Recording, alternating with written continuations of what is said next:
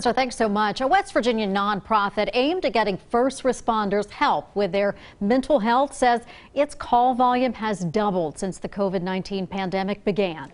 13 News reporter Lily Bradley has how they're trying to keep up with that demand. First responders are used to running into danger and the uncertain.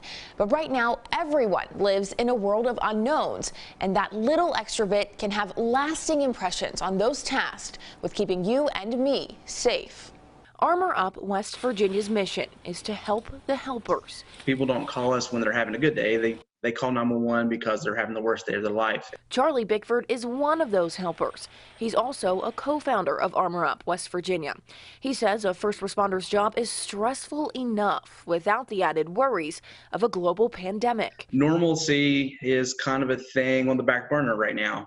We don't know what to expect. The nonprofit steps in when others cannot, helping first responders with things like mental health treatment, counseling, and therapy. President Vanessa Stapleton says they've stayed extremely busy throughout the pandemic. The crisis hotline has just blown up. And it's not just in West Virginia. The Substance Abuse and Mental Health Services Administration saw a 5-fold increase at its national helpline between the beginning and end of March. As far as West Virginia, our calls have doubled. Our crisis calls have actually doubled in the state of West Virginia as well. When they first started, they focused their work on first responders, but now they've seen a need, so they're growing, helping those working in the medical fields on the front lines as well. The uncertainty is all across the board, and that's okay to be anxious about.